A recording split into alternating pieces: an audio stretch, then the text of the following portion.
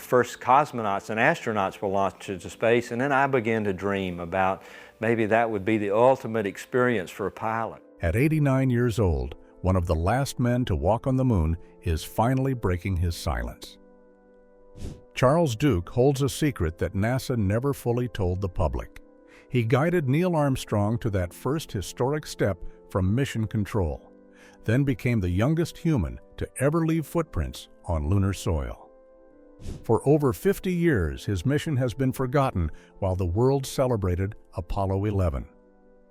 But what Duke witnessed on the moon contradicts everything we think we know about that dead, silent world. The voice behind history's greatest moment. Charles Duke's journey to the moon began in Charlotte, North Carolina, where young Charlie would lie on his back watching jet contrails streak across the southern sky. Those white lines against blue became his obsession. Duke was brilliant, graduating as valedictorian from Admiral Farragut Academy in 1953, then earning his degree from the U.S. Naval Academy. But Duke had his eyes on the sky, not the sea. He chose the Air Force instead, eventually earning a Master of Science degree in Aeronautics and Astronautics from MIT in 1964. In April 1966, NASA selected Duke as one of 19 men in their 5th astronaut group. But Duke's first taste of history came not in a spacecraft, but sitting at a console in Houston. In 1969, NASA assigned him as Capcom for Apollo 11. Capcom meant Capsule Communicator, the only person at mission control allowed to speak directly with astronauts in space. At just 33 years old, Duke became the voice the entire world would hear during humanity's greatest achievement. On July 20, 1969, millions watched as Armstrong piloted the lunar module Eagle toward the moon's surface. Fuel was running dangerously low. Duke's southern drawl cut through the tension as he called out the remaining time. 60 seconds of fuel left, then 30 seconds. Mission Control held its breath. Then Armstrong's voice crackled through the speakers. "Houston, Tranquility Base here. The Eagle has landed." Duke was so overwhelmed with emotion that he stumbled over his response. "Roger, Twank, Tranquility, we copy you on the ground. You got a bunch of guys about to turn blue. We are breathing again. Thanks a lot." That garbled Twanquility became one of the most human moments in the entire Apollo program. Duke's words were broadcast to millions, but his face remained unknown. He was the invisible astronaut, the voice everyone recognized, but the man nobody could picture. Duke later compared it to watching his children take their first steps. Pride mixed with anxiety, joy shadowed by the knowledge that he was separated from the experience by 240,000 miles of empty space. The psychological weight of that role never left him. Duke's chance to walk on the moon almost never happened. As backup for Apollo 13, he accidentally exposed the crew to German measles. Ken Mattingly was pulled just 72 hours before launch. But when Apollo 13's oxygen tank exploded, Duke spent 35 hours straight at mission control helping save the crew. In a twist of fate, Mattingly was later assigned as command module pilot for Duke's own Apollo 16 mission. The overwhelming reality of an alien world. Apollo 16 launched on April 16, 1972, a Sunday afternoon in Florida. Duke was 36 years old, making him the youngest astronaut on the mission. Commander John Young was a Gemini and Apollo veteran. Ken Mattingly was making his first spaceflight after being pulled from Apollo 13. Their destination was the Descartes Highlands, a region scientists believed would reveal evidence of ancient volcanic activity. No Apollo mission had explored the lunar highlands in depth before. This was uncharted territory. The journey to the moon took 3 days. Then came a problem that nearly canceled the landing. After entering lunar orbit, Duke and Young separated their lunar module Orion from Mattingly's command module Casper. But the service module's main engine developed unexpected oscillations in its backup control system. Mission rules were clear. If the engine was unreliable, the two spacecraft needed to stay together in case they had to abort. For 6 agonizing hours, Duke and Young waited in orbit while engineers in Houston analyzed the data. Finally, Houston determined they could work around the problem. The landing would proceed, but 6 hours late. Duke and Young began their descent toward the Descartes Highlands on April 21, 1972. Young could finally see their landing site. Duke called out window angles showing they were drifting north and west of the target.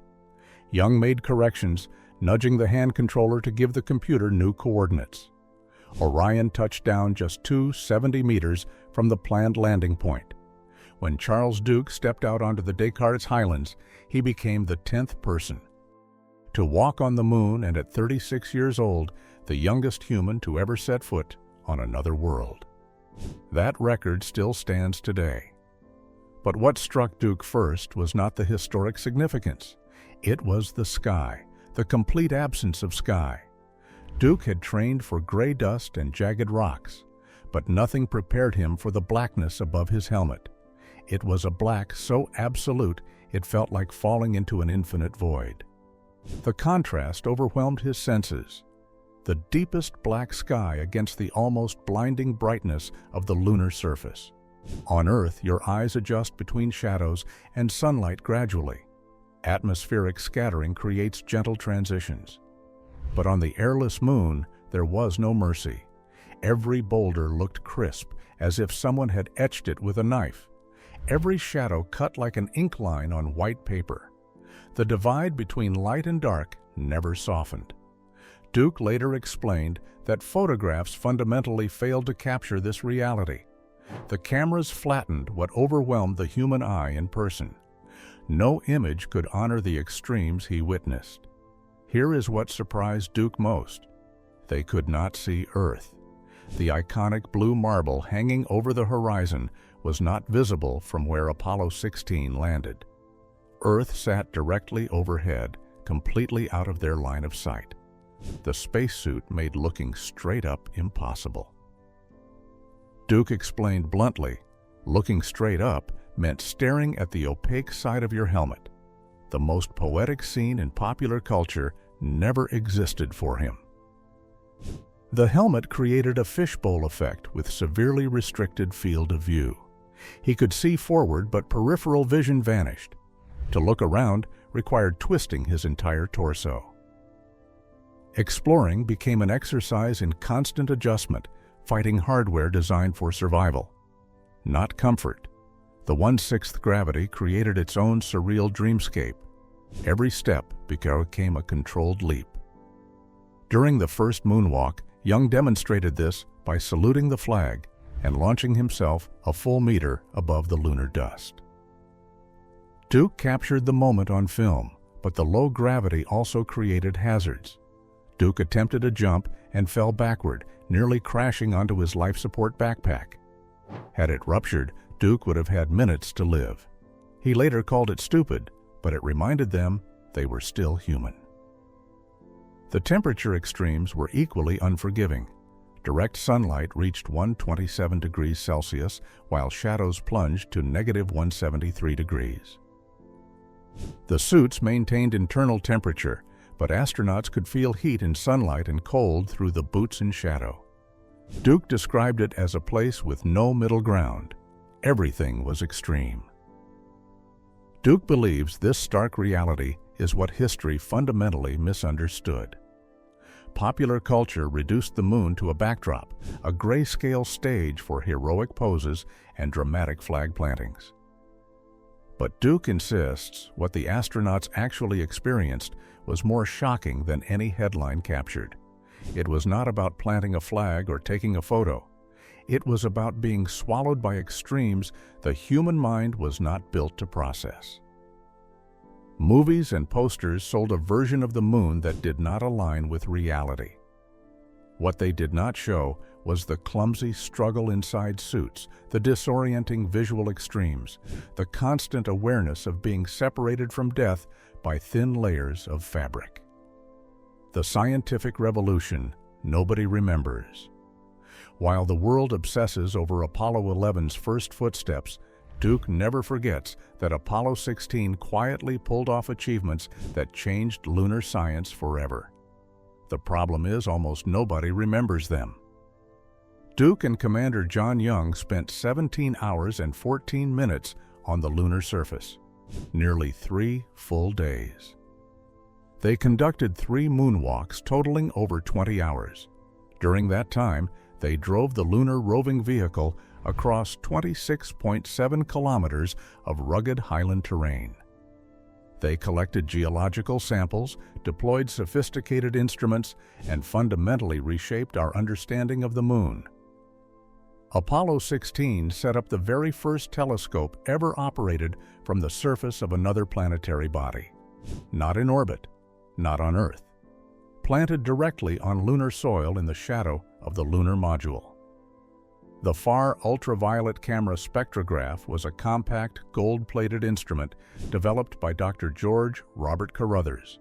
It captured electromagnetic radiation in wavelengths completely absorbed by Earth's atmosphere. For the first time, humanity looked at the stars from a platform with no air, no distortion. Duke later called it a window into the universe that no observatory on Earth could match. Yet this milestone barely rates a mention in most Apollo retrospectives. By mission's end, Duke and Young had collected 95.8 kilograms of lunar rocks and soil, some of the most geologically diverse samples ever retrieved from the moon. The crown jewel was lunar sample 61,016, better known as Big Muley, the largest single rock returned by any Apollo mission. It weighed 11.7 kilograms on Earth, but only 1.95 kilograms in the moon's 1/6 gravity. This massive boulder was discovered on the eastern rim of Plum Crater during the first moonwalk. The rock was named after William Muehlberger, the principal investigator who spotted it on the live television feed. Duke later joked about the struggle to collect it. "If I fall into Plum Crater getting this rock, Muehlberger has had it." He had to roll the watermelon-sized boulder up his leg and cradle it like a baby because he could not lift it with one hand in the bulky suit. Big Muley proved scientifically invaluable. Analysis revealed it was a breccia formed by meteorite impact, approximately 3.97 billion years old. Even today, laboratories continue analyzing pieces Duke collected. But perhaps Apollo 16's most important discovery was what they did not find. Scientists expected volcanic activity. Instead, Duke and Young found impact breccias, rocks shattered by ancient meteorite bombardment. The astronauts' geology training proved its worth. They recognized the contradiction and collected samples that reshaped our understanding of lunar highland formation. Yet despite these achievements, Apollo 16 remains overshadowed. Duke's mission slipped into forgotten territory, remembered mainly by scientists mining its data. Confronting the deniers, at 89 years old, Charles Duke has taken on an unexpected new mission: defending reality itself. More than 5 decades after walking on the moon, he finds himself face to face with people who flatly deny the Apollo missions ever happened. These are not casual skeptics asking thoughtful questions. They are individuals convinced that the moon landings were elaborate hoaxes staged in television studios. For Duke, these denials are personal affronts to the memory of friends who risked and in some cases gave their lives for space exploration. At one public event, a denier cornered Duke, ready to challenge his story with rehearsed talking points. Duke did not raise his voice. He did not become defensive. He simply looked the man in the eye and replied with calm authority. "Sir, I was there. Those 4 words carry weight no YouTube conspiracy video can match." Duke is not speculating. He was the 10th human being to set foot on another world. He guided Neil Armstrong to the first moon landing from Mission Control. His first-hand account is backed by physical evidence, thousands of photographs, hours of recorded communication, and 95.8 kilograms of moon rocks that still sit in laboratories around the world. Duke methodically explains details only someone who lived the experience could know. He describes the 1/6 gravity, the heat penetrating his suit, the bone-deep silence, and the lunar dust that clung to every seam, creating a smell like spent gunpowder. He points to 800 pounds of lunar rocks at NASA's Johnson Space Center. Samples examined by scientists worldwide for over 50 years contain isotopic ratios and mineral compositions impossible to fake with 1960s technology. Soviet scientists analyzed Apollo samples during the Cold War and confirmed their lunar origin. Duke's credibility stems from his unique dual perspective. He was not just a moonwalker. He was also the voice in Houston giving Armstrong clearance to land. He experienced Apollo from both sides. As the calm Capcom guiding others through the mission and as the explorer bouncing across the Descartes Highlands. That combination makes him untouchable in debates about Apollo's authenticity. He is literally the last living astronaut who can claim both roles. The last witnesses. Of the 12 men who walked on the moon, only 4 remain alive: Buzz Aldrin, David Scott, Charles Duke, and Harrison Schmitt. Duke feels the weight of being among the last witnesses. Every birthday brings sharper awareness that the window for first-hand testimony is closing. This urgency drives his increased public presence. He accepts speaking engagements, records podcasts, and participates in documentaries. Every opportunity preserves living memory before it becomes only written history. At the South Carolina State Museum, Duke told students standing on the moon was about expanding human possibility. He wants young people to see themselves as potential explorers. Duke talks openly about mortality at nearly 90. He wants his grandchildren to inherit a clear story of Apollo, not as myth or conspiracy bait, but as foundation for what comes next. When they watch Artemis missions, they will see the line connecting back to his footprints. The moon as prologue. Duke sees Artemis as continuation of Apollo's promise. The moon was never the finish line. It was always a proving ground. Apollo demonstrated humans could venture beyond Earth orbit, survive in hostile environments, and return safely. But the program ended prematurely with budget cuts. Duke sees the moon as essential preparation for Mars. It offers a testing ground for technologies and procedures needed for interplanetary travel, close enough to permit emergency returns. Mars missions will not have that safety margin. Duke's vision extends to Mars. Apollo taught lessons about living in hostile environments that apply directly to interplanetary travel. The psychological challenges, the need for reliable life support, the importance of meaningful work, the value of redundant systems. Mars presents greater challenges. The journey takes 6 to 9 months. Communication delays up to 24 minutes mean astronauts must solve problems independently, but Duke maintains these challenges are solvable with current technology. The spiritual weight of the moon. Standing on the lunar surface, Duke experienced something beyond the scientific.